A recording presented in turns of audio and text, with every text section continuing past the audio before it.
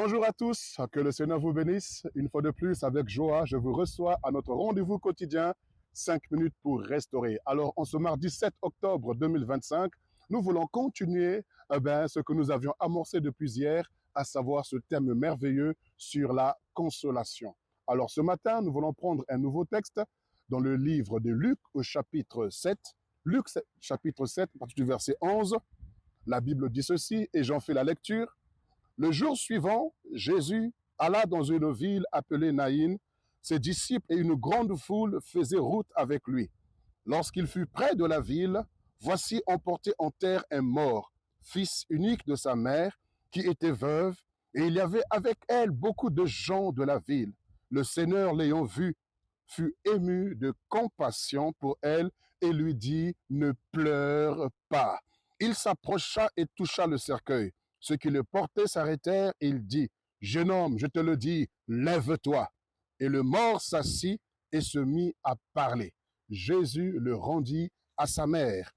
Tous furent saisis de crainte et ils glorifiaient Dieu en disant, un grand prophète a apparu parmi nous et Dieu a visité son peuple. Nous parlons de la consolation. Oui, quel que soit le chagrin le plus profond devant lequel tu fais face, quel que soit le désespoir le plus profond devant lequel tu fais face, quelle que soit l'affliction ou les afflictions devant lesquelles tu fais face, la consolation de Dieu est plus profonde, et beaucoup plus large, et beaucoup plus élevée que quelconque chagrin ou désespoir devant lequel tu fais face. La femme qui était veuve, cela signifie qu'elle avait déjà perdu son mari, et voici qu'elle est en route pour aller mettre en terre son fils unique. Cela signifie qu'elle n'avait plus personne autour d'elle, mais qu'est-ce qu'elle devait devenir? Mais béni soit le Seigneur parce qu'elle a rencontré le Père de toute consolation. Elle a rencontré le chemin, la vérité et la vie. Elle a rencontré la résurrection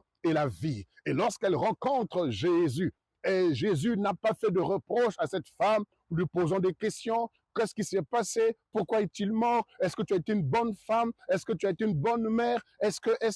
Pourquoi? Parce que souvent, il y a des questions devant lesquelles nous sommes. Lorsque nous sommes dans une situation chaotique, on n'a pas besoin de questions. On n'a pas besoin d'un interrogatoire. On n'a pas besoin d'un jugement. On n'a pas besoin d'un tribunal parce que nous sommes dans le désespoir, parce que nous sommes dans le chagrin, parce que nous sommes abattus. On n'a plus besoin d'être encore questionnés.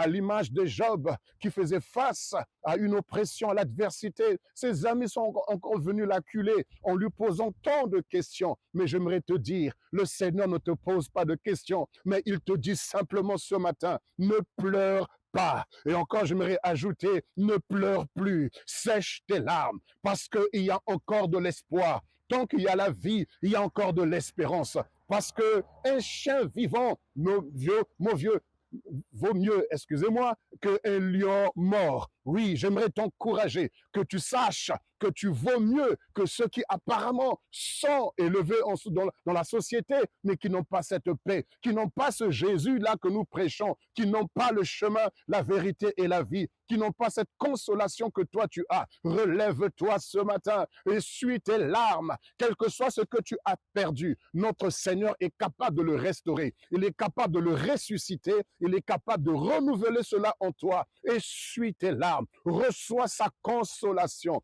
Il est ému de compassion à ton sujet. Il compatit à ta douleur. Et lorsqu'on compatit, on ne pose pas de questions. Lorsqu'on compatit, on ne cherche pas à juger. Lorsqu'on compatit, on ne cherche pas à tout prix à tirer des réponses de la bouche de la personne qui est abattue. Mais le Seigneur parle et il déclare, il donne des ordres.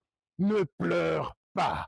Comme ces disciples dans la barque, en train de se noyer, en train apparemment de faire naufrage. Mais le Seigneur s'est levé et a menacé la mer en disant, silence, tais-toi.